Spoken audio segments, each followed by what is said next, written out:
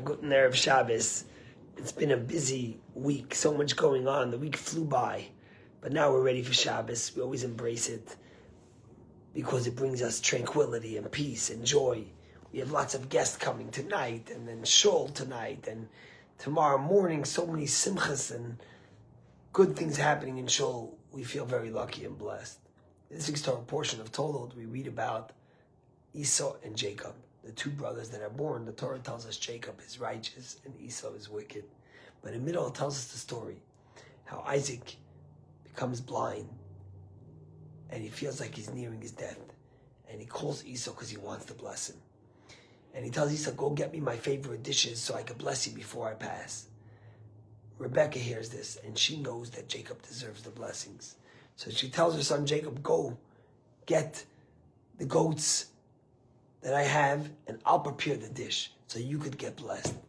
And she tells Jacob when he comes back to wear as big the Esav HaChamudas, the delicious clothing that Esau has in her house. What does it mean that Esau had clothing in her house? Why and what and where? And the answer the rabbis tell us is like this. You see, Esau was a hunter. He was a man of the field. But one thing he did, he had tremendous respect and honor for his father. And therefore, he had a special, beautiful set of clothing that when he went to see his father, he could put them on and respect his father. In fact, the rabbis tell us, the great Rabbi Gamliel said, I respected my father more than anyone gave respect to a father. But even I didn't reach half of the respect that Esau had for his dad. What's the lesson here? It's twofold. Firstly, think about it. Isaac was blind. If Isaac is blind, what difference does he won't know what clothing you're wearing?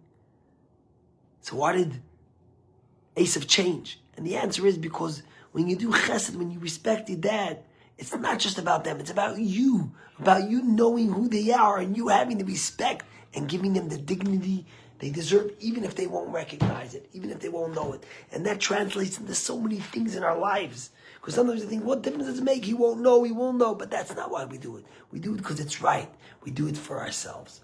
And the second thing is, you would think you're going to come to shul tomorrow and everyone's going to say how negative Esau was. He was a man of the field. He was dishonest. But everyone has good to them. Even Esau. Esau had the specialty that he always honored his father. And it teaches us, don't see the bad. Try to see the good in someone. Try to find something positive. You know, when the Rebbe had his heart attack in 1978, and it was a massive heart attack, and the Rebbe was no young man even then. He was 76 years old. And the doctors came to the Rebbe, and the Rebbe went back to his full work, and it was very strenuous, dealing with so many complicated issues from all over the world, and helping people who had challenges, who had trouble. And one time the doctor came to the Rebbe, and he said, Rebbe, you don't understand. If you're going to continue the way what you're doing now, there's a 25% chance that you have a recurrence and another heart attack. And the Rebbe continued doing what he was doing. And the doctor turned to the Rebbe and said, don't you understand? And the Rebbe said to him, I hear. You said that even if I continue doing what I'm doing, there's a 5% chance that this doesn't occur again. The Rebbe saw things with a positive eye. This past Shabbos, I was sitting at my parents' for the Chabad convention. And Shabbos day, I was with my cousin, Mendel Kalmanson.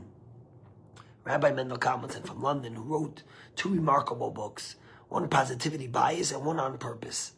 And Positivity Bias, he speaks about how the Rebbe tried to get us to see everything with a positivity bias, not a negative bias, but a positive bias. And that's really the message that we read about Esau. Firstly, know when you do something kind and you do something respectful, you're doing it for yourself. And you're doing it even if the other person won't know. And secondly, everyone is good. Find that good in them. Embrace it. And be kind to them. So my message to you as we go to Shabbos is that we should all celebrate in a way that will bring joy. When you come home for Shabbos and you see your family, embrace all their blessings, all their good things they have. Don't look at the negative. See the positive. And may Hashem bless each and every one of us. That we should always use our right eye for good, for kindness, for seeing the blessing of another human being. And may we always celebrate. Here we are. Shabbos is ready, getting ready. And may we always be able to celebrate good things. Shabbat Shalom.